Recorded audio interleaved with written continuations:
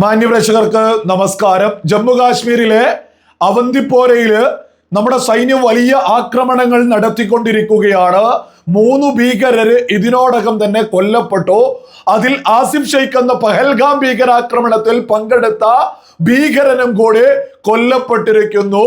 Operation നാഥർ എന്ന പേരിലാണ് ഈ സൈനിക നീക്കം.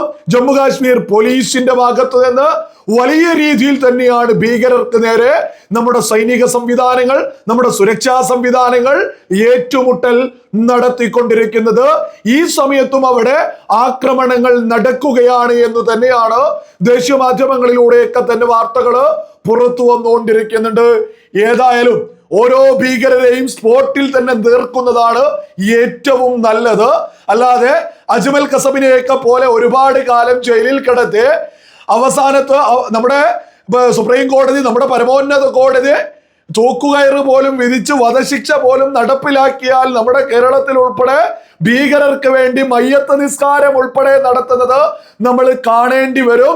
അതുകൊണ്ട് നമ്മുടെ രാജ്യത്തിന് നേരെ ആക്രമണം നടത്തുന്നത് ആരാണോ, നമ്മുടെ സൈന്യം ഇപ്പോൾ എന്താണോ ചെയ്യുന്നത് അതിനനുസരിച്ച് തന്നെ ശക്തമായിട്ട് മുന്നേറട്ടെ. നമ്മുടെ സൈന്യത്തിന് വേണ്ടി, നമ്മുടെ സുരക്ഷാ സംവിധാനങ്ങൾക്ക് വേണ്ടി നമുക്ക് ആത്മാർത്ഥമായിട്ട് പ്രാർത്ഥിക്കുകയും ചെയ്യാം. അല്ല, നമ്മുടെ രാജ്യത്ത് എന്താണ് പ്രതിപക്ഷം ഇവിടെ ചെയ്തുകൊണ്ടിരിക്കുന്നത്?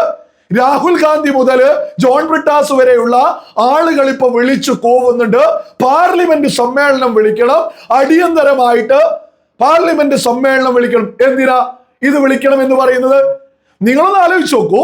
പാർലമെന്റ് സമ്മേളനം വിളിച്ചാൽ എന്തായിരിക്കും പാർലമെന്റിലെ ബഹളം? എന്നിട്ട് അതിന്റെ വീഡിയോ പൊക്കി പിടിച്ച് പാകിസ്ഥാനും പാകിസ്ഥാൻ അനുകൂല സോഷ്യൽ മീഡിയ ആളുകൾക്കും ആഘോഷിക്കണം. പ്രധാനമന്ത്രിക്കെതിരെ, രാജ്യത്തിനെതിരെ പ്രതിപക്ഷം എന്ന് പറഞ്ഞ് ലോകം മൊത്തം പാക് അനുകൂലികള്, ജിഹാദികള്, തീവ്ര ചിന്താഗതിക്കാര് നമ്മുടെ രാജ്യത്തിനെതിരെ ആഘോഷിക്കണം. അതിന് തന്നെയല്ലേ രാഹുൽ ഗാന്ധി മുതൽ ജോൺ ബ്രിട്ടാസ് വരെയുള്ള ആളുകള് പാർലമെന്റ് സമ്മേളനം അടിയന്തരമായിട്ട് വിളിക്കണമെന്നൊക്കെ വിളിച്ചു പറയുന്നത്?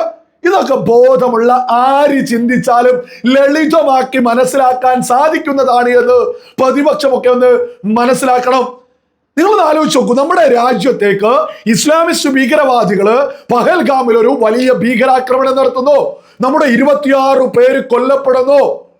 ആ സമയം മുതൽ നമ്മുടെ രാജ്യത്തുള്ള പ്രതിപക്ഷം ഇതിനെതിരെ തോന്നിയത് പറയല് തുടങ്ങി.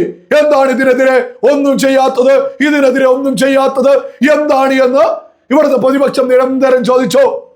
നമ്മൾ കൃത്യമായിട്ട് സമയമെടുത്ത് കൃത്യമായ പ്ലാൻ തയ്യാറാക്കി ഒരു ആണവ ആയുധമുള്ള ഒരു രാജ്യത്തേക്ക് നമ്മുടെ സൈനിക സംവിധാനങ്ങൾ കടന്നു കയറി ആക്രമണം നടത്തി കൃത്യമായ വലിയ ആക്രമണങ്ങൾ തുടരുമ്പോൾ നമ്മുടെ പ്രതിപക്ഷം വിളിച്ചു പറയാണ്, ഓ യുദ്ധം വേണ്ട, യുദ്ധം വേണ്ട. ബ്രിട്ടാസ് ഉൾപ്പെടെയുള്ള ആളുകൾ നിരന്തരം വിളിച്ചു പറഞ്ഞതാ യുദ്ധം വേണ്ടോ. അപ്പൊ നമ്മൾ വെടിനിർത്തലിലേക്ക് എത്തി. നമ്മൾ കൃത്യമായി നമ്മുടെ ലക്ഷ്യം പൂർത്തീകരിച്ചു. അതായത് നമ്മൾ കൃത്യമായിട്ട് പറഞ്ഞത് നമ്മുടെ രാജ്യത്തെ ആക്രമിച്ച ഭീകരർക്ക് നേരെയാണ് നമ്മൾ ആക്രമണം നടത്തുക. നമ്മൾ അത് കൃത്യമായിട്ട് ചെയ്തു. ഭീകരരെ അവരുടെ കുടുംബത്ത് കയറി തന്നെ തീർത്ത് അതോടുകൂടിയിട്ട് നമ്മൾ വെടിനിർത്തലിലേക്ക് എത്തി. നമ്മൾ എന്താണോ ഉദ്ദേശിച്ചത് അത് പൂർത്തിയായതിനു ശേഷം നമ്മൾ വെടിനിർത്തലിലേക്ക് എത്തിയ സമയം മുതൽ ഇവിടെ കുറെ ആളുകൾ പ്രതിപക്ഷം ഇന്ദിരാഗാന്ധിയെ പൊക്കി പിടിച്ചെടുക്കുക വലിയ രീതിയിൽ. അല്ല, ഇവരോടൊക്കെ ചോദിക്കാനുള്ളത്, ഇവരുടെ കോൺഗ്രസിന്റെ നേതൃത്വത്തിൽ 2014 മുമ്പ് രാജ്യം ഭരിക്കുന്ന സമയത്തല്ലേ ഇവിടെ മുംബൈ ഭീകരാക്രമണം ഉൾപ്പെടെ നടന്നിട്ടുണ്ടായിരുന്നത്? അതിനൊക്കെ ഇവരെന്ത് തേങ്ങയാ ചെയ്തിട്ടുള്ളത്? നമ്മൾ മനസ്സിലാക്കേണ്ടത്, അന്നും നമ്മുടെ രാജ്യത്ത് അതിശക്തമായിട്ടുള്ള ഒരു സൈനിക സംവിധാനമുണ്ട്. ഇന്നും നമ്മുടെ രാജ്യത്ത് അതിശക്തമായിട്ടുള്ള ഒരു സൈനിക സംവിധാനമുണ്ട്. ഇന്നൊരു മാറ്റമുണ്ട്. അതിന് നേതൃത്വം കൊടുക്കാൻ അതിശക്തമായിട്ടുള്ള ഒരു ഭരണ സംവിധാനമുണ്ട്, ഒരു നേതൃത്വമുണ്ട്, ഒരു പ്രധാനമന്ത്രിയുണ്ട്. ഇതേ സൈന്യത്തിന്റെ മുകളിൽ രാജ്യം ഭരിച്ച് മുംബൈ ഭീകരാക്രമണമൊക്കെ നടന്നിട്ടോ ഒരു ചുക്കും ചെയ്യാത്ത കോൺഗ്രസ് ഇപ്പൊ വെടിനിർത്തലിന് വരെ തോന്നിയത് പറയാം. ഇതിനു മുമ്പ് തിരിച്ചടി വേണ്ടോ എന്ന് നമ്മൾ എന്താ ചെയ്തത്? നമ്മുടെ രാജ്യത്ത് ഭീകരാക്രമണം നടത്തിയവരുടെ കുടുംബത്ത് കയറി നമ്മൾ അവരെ തീർത്തു.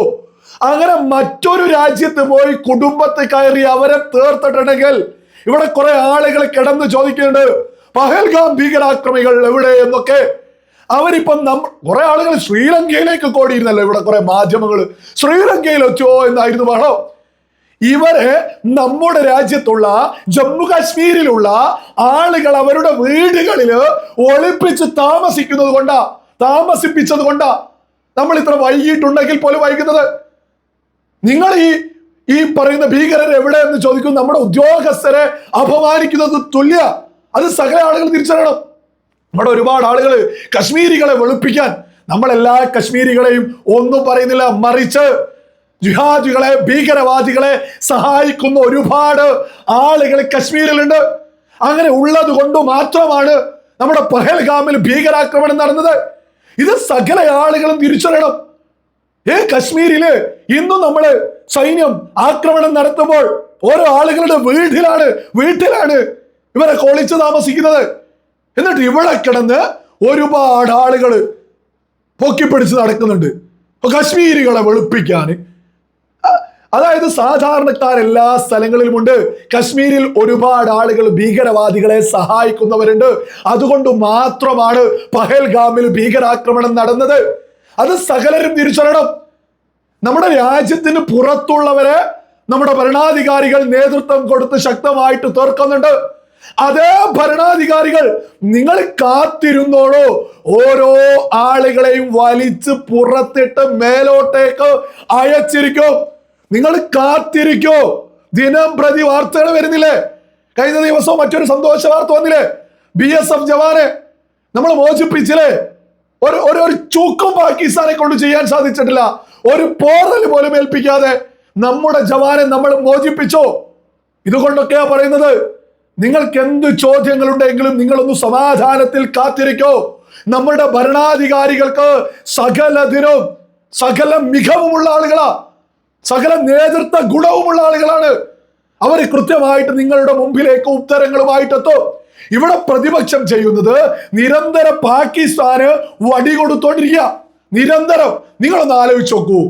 ഈ ശശി തരൂരിനോട് ഇപ്പൊ എന്താ കോൺഗ്രസിന്റെ ഹൈക്കമാൻഡ് പറഞ്ഞത്? നിങ്ങളൊന്ന് ചിന്തിച്ചു നോക്കൂ. നിങ്ങളുടെ അഭിപ്രായം, വലിയ അഭിപ്രായത്തിന്റെ മറ്റേടത്തെ ആളുകളാ. അവര് പറയാണ് സ്വന്തം അഭിപ്രായം പറയാൻ പാടില്ല എന്ന്. ശശി തരൂർ ഉളുപ്പിന് പറഞ്ഞിട്ടുണ്ട്, ഞാൻ എൻ്റെ നിലപാടുകൾ ശരിയായതുകൊണ്ടാണ് ഉയർത്തിപ്പിടിക്കുന്നത്, ഞാൻ അത്തരത്തിൽ തന്നെ മുന്നോട്ട് പോകുമെന്ന് പറഞ്ഞിട്ടുണ്ട്. കോൺഗ്രസിൽ ബോധമൊക്കെയുള്ള ആളുകളുണ്ടെങ്കിൽ ശശി തരൂരിനെ പിന്തുണക്കേണ്ടത്.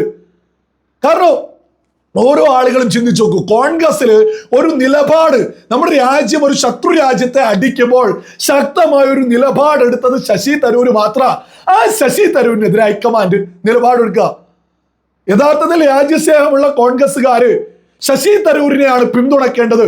ഇപ്പൊ ശശി തരൂരിനെതിരെ ഹൈക്കമാൻഡ് മിണ്ടരുത്, അഭിപ്രായം പറയരുത്. ഇവരാണ് അഭിപ്രായ സ്വാതന്ത്ര്യത്തിന്റെ വക്താക്കളായിട്ട് രാജ്യത്ത് വല്ല ഡയലോഗും അടിച്ച് നടക്കുന്ന ആളുകൾ. എന്നിട്ട് പറയാണ് ശശി തരൂരിനോട് മിണ്ടരുത് എന്ന്. ഇതിനിപ്പോ എവിടേക്ക് എത്തിച്ചേരും? കോൺഗ്രസ് തന്നെ രണ്ടായിട്ട് മുറിയോ? രാജ്യസ്നേഹമുള്ള ആളുകൾ ഒരു ഭാഗത്തും അല്ലാത്ത ആളുകൾ വേറൊരു ഭാഗത്തും? അതല്ലെങ്കിൽ ശശി തരൂരിനെ കോൺഗ്രസ് പുറത്താക്കുമോ? ഇതൊക്കെ സാധാരണക്കാർ ചിന്തിക്കുക.